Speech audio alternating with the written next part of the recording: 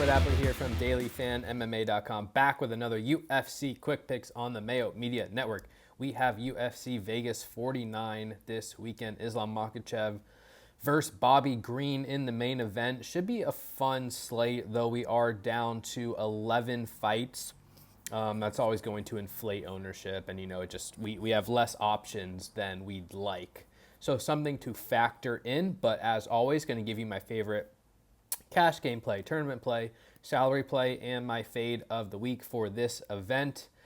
Make sure you subscribe to the channel, like the video, and comment below. Give me your sneaky play of the week. Like I said, a lot of fighters are going to be highly owned. We'll talk about a few of them. Let me know who your sneaky play of the week is. Always love to hear your thoughts. Without further ado, let's get into my cash game play of the week, which is going to be none other than Islam Makhachev at 9.5K. All right, for cash games this week, I like Islam Makhachev at 9.5K. He's the most expensive fighter on the board, but we don't play games in cash. He rates out as the best option on this slate, the main event favorite against Bobby Green. And look, I think this is a great story for Bobby Green. I think he's a very fun fighter, very talented fighter, a good boxer, fast hands, great jab, good footwork. But unless he's able to knock Makhachev out instantly, this is going to be a wrestling match. And as much as I like Green, I like his volume, I like his technical skill. He only has a couple knockdowns in his last 16 fights. He's only won by knockout once since 2013, and it just wouldn't be fair to assume he can go out there and knock Makhachev out instantly. So other than that, he's going to have to defend takedowns to win. He's going to have to scramble back up to his feet to win. And we've seen glimpses of his wrestling skill in the UFC, but, even as recently as 2020 against Thiago Moises, he's getting backed up to the cage, he's getting picked up, slammed, and he's giving up his back. And I think Makhachev is going to have success landing takedowns. Maybe he'll have to get more than one before he earns a submission, but this is going to be a tough fight for Green. Makhachev has a lot of grappling potential, which we know scores very well on DraftKings. Makhachev is just simply the safest fighter on the board. He's minus 900 to win, far and away the best money line on this card. He is minus 230 to win inside the distance, which is also the best inside distance line on this card. So not only is Makhachev the safest fighter to win, he's the most likely fighter to win inside the distance. And even if he doesn't get that finish, he still has 5 rounds to work with, which is just going to add to his potential. More takedowns, more top control. He can land ground and pound. And regardless of whether he wins this fight by submission or by decision, I think he's going to put up a very fair score, coming off 3 wins in which he put up 101, 117, and 100 points on DraftKings. Prior to that, had a couple lower scoring wins in 75 points, 73 points. But those were in 3-round decisions, and now he has 5 rounds to work with. And the bottom line is Makhachev is just very safe compared to every other fighter on this slate. And I do want to mention that because in tournaments, I do think you can pivot away from Makhachev to a degree if you'd like. There's only 11 fights on this slate, so I expect him to be very, very popular as the main event favorite. And for good reason, he can put up 100 points in a win. But as I mentioned, even in his last first round submission against Dan Hooker, only 101 points. That's not necessarily the 120, 130 lock that other fighters might have. And there are other grapplers in this range, like, for example, Brahimaj, priced right below him at 9.3K. Brahimaj typically wins by quick submission. Brahimaj has a good matchup, a good inside distance line. Sarukian has 10 takedown potential, less likely to win inside the distance, but there are some other really good grapplers in this range. So don't necessarily feel obligated to force Makhachev into your tournament lineups, even though I do like him. I think he's going to win. I think he's going to put up a very good score. 100 points may not be enough to be on the optimal lineup. Considering his ownership, I do plan to create some lineups that fade the main event as well. But from a cash game perspective, we're all about safety.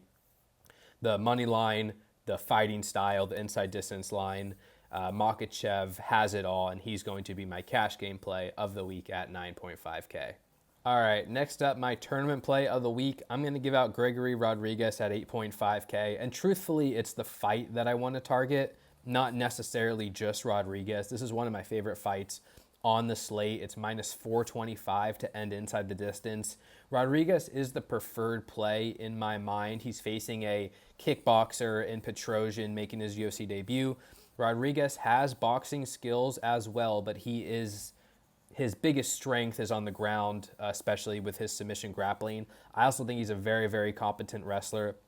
Coming off 2 wins in the UFC, in which he's landed 2.5 takedowns in his last 2 fights, won his last fight by knockout. There are definitely concerns with Rodriguez, though, because as much as he is a very good wrestler and grappler, he slowed down against Jun Young Park in his last fight and nearly got knocked out. And to his credit, as he was getting backed up against the cage, as he was almost out on his feet seemingly, he ended up hurting Park and winning that fight by knockout. So props to him. But 2 fights prior to that on the Contender Series, Rodriguez was knocked out in 2 minutes and 19 seconds. So I really do worry about this guy's defensive striking and his durability. And he's facing a kickboxer in Petrosian who pretty much just wins by knockout. That would be how I would project him in the UFC. He's not going to have much success wrestling. He's not going to land strikes at the highest of volumes, but he's a very dangerous striker. Can attack the body, can attack the head. And I think if Rodriguez stands and trades with Petrosian for any length of time, it's very realistic that he could get knocked out. And so Petrosian at 7.7K, he's not going to score anything on like a per minute basis, but if he has success, I think it's just going to like directly translate to a knockout. And he is, let's see, plus 190 inside the distance. So Petrosian, I think, is a great tournament option. Very, very high risk, but very likely to win by knockout if he wins at all. 7.7K, someone who's on my radar. The problem is Petrosian isn't a good grappler. He's not a good wrestler. He doesn't have a good submission game. And you look throughout his regional career, it's mostly him getting kind of run over by these grapplers, but he survives, he scrambles up to his feet, and then he wins by knockout. And it's a great thing to see because you don't want to see him quitting on the ground, but it's also like if he's getting taken down 3 times in the first round on the Contender Series by these regional prospects, he's probably going to continue getting taken down at the UFC level. Rodriguez is a better wrestler and grappler. If Rodriguez looks to land takedowns and doesn't give Petrosian any space, he should win this fight. He should be able to control Petrosian in the clinch, land takedowns, take the back, potentially get a submission. Rodriguez is plus 105 to win inside the distance. That's a very good line. I think a submission is very much in play for him, and even by decision, he has wrestling upside with the control angle mixed in. So 8.5K, I think Rodriguez is a great tournament option, a little bit risky as well, but in a win, it's going to come from grappling, probably a finish. High upside there. In a fight that's likely to end inside the distance overall, it's definitely one of my favorite fights on this slate, and we'll make Rodriguez the tournament play of the week at 8.5K. All right, next up for my salary play of the week, I'm going to give out Terrence McKinney at 7.8K. This one is interesting because McKinney is usually the type of fighter that I will fade, that I will bet against. He's 11-3 professionally. He's never won by decision. 5 wins by knockout, 6 wins by submission. He won his UFC debut by knockout in 7 seconds. But on the Contender Series, for example, in 2019, he had success in the first round, then he got tired, and he lost by knockout in round 2. So he has the makings of a fighter who's too dependent on an early finish, which I don't like. But I just think this is a good matchup for him, and I'm willing to take the chance on McKinney as the underdog and, from a fantasy perspective at 7.8K. Didn't work out well with Al Hassan last week. I mean, here's the thing. With these early finishing fighters, you're kind of just blindly taking chances on them, like regardless of whether they win or lose. Like Al Hassan, if he comes in next fight in the UFC and he's 7.6, 7.7, I'm still going to be taking chances on him. Just because he didn't win by knockout in his last fight doesn't mean he can't in the future. That's just his style. And McKinney is similar in the sense that all his wins come inside the distance. Whether or not he wins this fight, I'm less concerned about, because when he does win at 7.8K, he's going to put up a very, very big score and put up 127 points in his UFC debut.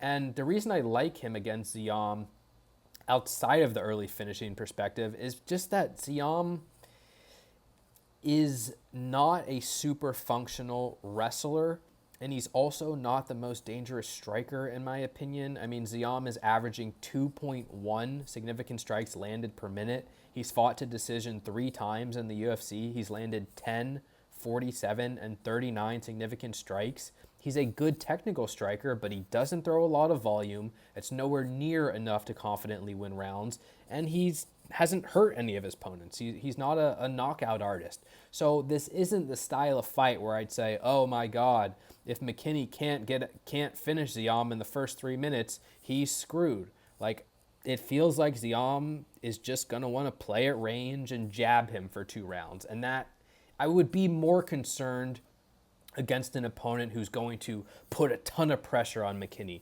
really gas him out, make it a wild fight. And I just don't know if Ziam is that type of opponent. And furthermore, I mean, Ziam's been taken down 9 times in his first 3 fights. He's defending takedowns at 68%, which is adequate. But I do not like what I see from him on the ground. He's given up mount a ton of times, and he'll just buck himself off when he gets in trouble, and that just does not work at the highest level. And McKinney, although he's kind of seemingly this knockout artist, I think he's really good on the ground. I think he's a pretty solid wrestler. What I didn't mention in that Contender Series loss is that he was facing Sean Woodson. And Sean Woodson's a pretty solid UFC fighter, and he landed 2 takedowns early in that fight. He had Woodson's back for several minutes. He almost won that fight by rear naked choke in the first round. And Woodson survived, pressured, and knocked McKinney out. And I think, like, if he can do that to Woodson, I just don't see why he can't have success early in this fight. I think he should be able to land takedowns, or even earning top control is a path to victory for him. And he has submission upside as well.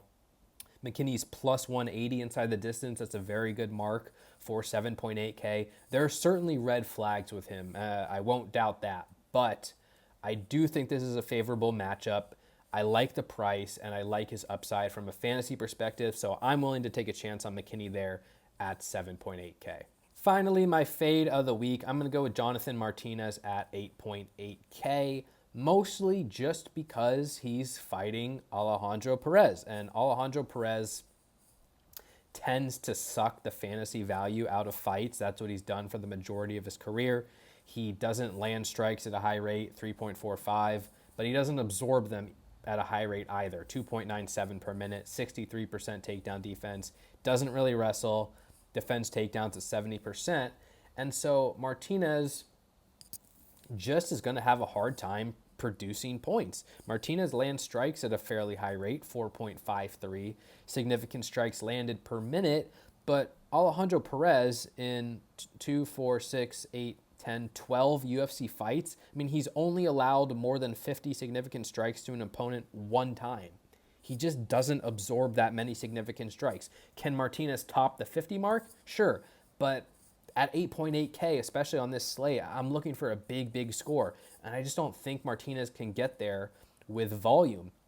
I also don't expect him to put up a big score with his wrestling. He's only averaging 0.4 takedowns per 15 minutes. Even if he tries to wrestle, I don't think he'd have a ton of success against Perez. So it's really hard to project Martinez to score a lot of points on a per minute basis. I also don't think he has a great chance to finish. Let me pull up his inside distance line here. It is plus 215. So it's not terrible. It's like still within reason, to the point that you could play Martinez just hoping he gets an early knockout. Perez was knocked out in the first round by Sung Yadong in 2019, so that outcome is possible. But I don't consider it overwhelmingly likely. Perez is still pretty tough defensively, still relatively durable. And there are just a bunch of other fighters in this range I like and some fun fights. So Martinez at 8.8K, I expect a slower pace fight. He'll need a knockout to end up on the optimal lineup, and I'm just not going to back him for that outcome here. So he will be my fade of the week at 8.8K. All right, guys, that's going to do it for this week's UFC Quick Picks. Thank you so much for the support. You can follow me on Twitter, Appley, T dailyfanmma.com for all your DraftKings breakdowns needs. Again, subscribe to the channel, like the video. Let me know in the comments section below who your sneaky play of the week is. Stay safe out there, you guys. Take care. Best of luck in your contests. We'll talk to you again soon. Peace.